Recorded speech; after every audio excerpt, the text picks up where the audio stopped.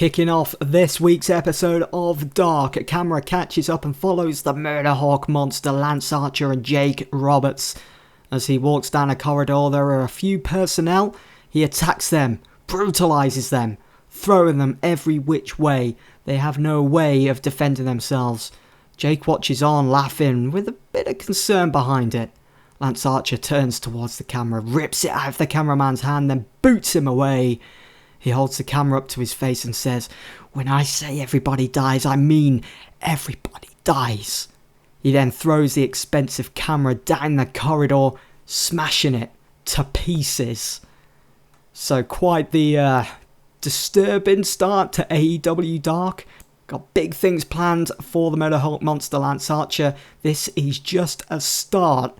Kind of taking a page out of what's happened in real life, but there will definitely be my spin on things with Lance Archer. Then we turn backstage with Alicia Atu.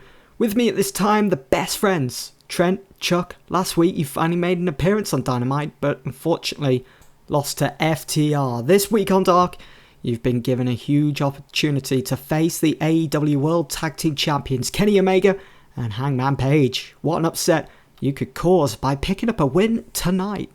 Yeah, we win this. Surely it gets us a regular slot on Dynamite and even a title shot. Surely. Trent Beretta turns and looks at Chuck Taylor and says, "Yeah, but we can't forget about the Dark Order. I've heard they've strengthened again. We do this tonight, then we must try and put a stop to them. Hey, maybe Kenny and Page will help us." So, obviously Dark should be the before Dynamite. And this is something I'm going to try and correct after Full Gear. So, keep an eye out for that.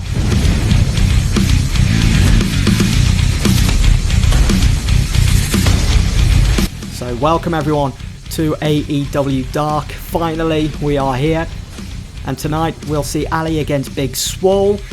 The AEW World Tag Team Champions are also in action, making their first appearance here on Dark since the start of this series. Omega and Page against the Best Friends, and also the AEW World Champion is in action, Jon Moxley against Kip Sabian. So hopefully we'll be able to have quite the episode of Dark this week, having multiple champions in action. But we do start with Ali against Big Swole, and it's Ali that comes out on top, defeating Big Swole by pinfall after a distraction from Marty Bell.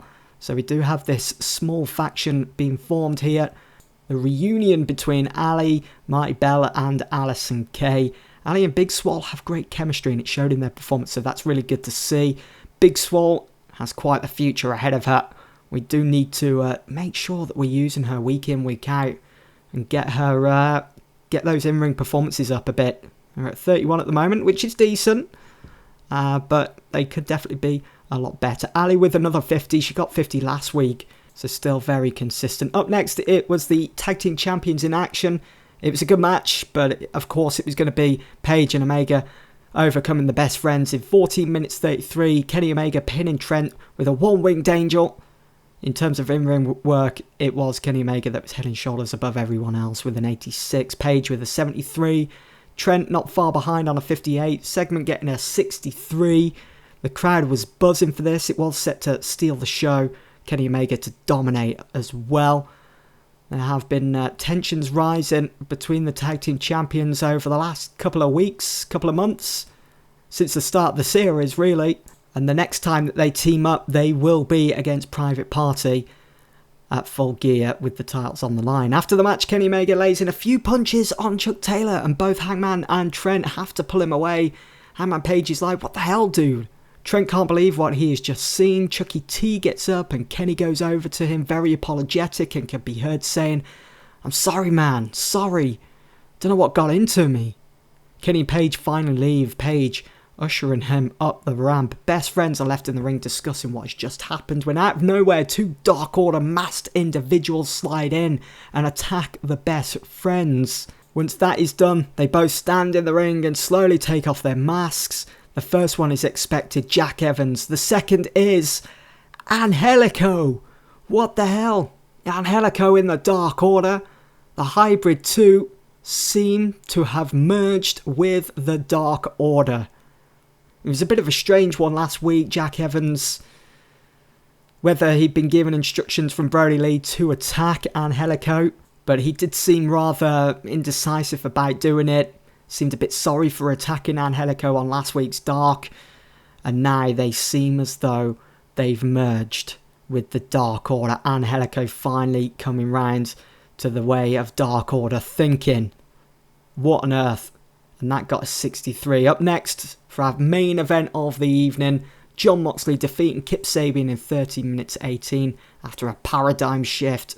This segment getting a 66. I was hoping for a bit more, but look at Jon Moxley's in-ring performance, getting a 91. He's going to continue to fight. This is all part of the build towards that main event at Full Gear with MJF. You know, Moxley laid it down saying that he'll continue working his ass off every week. He is a fighting champion, whereas MJF, he should stay at home, continue to tweet out garbage, whilst the real men do the work. So Dark got a 58. It's a big improvement. Chuck Taylor was slightly overused though for this episode of Dark. Obviously the match between the against the tag team champions went on just a little bit too long for Chucky T. But that's not bad. That's a big improvement. Just having the champions involved certainly helped us. That's it anyway for this edition of AEW Dark. Hope you guys have enjoyed. See you soon.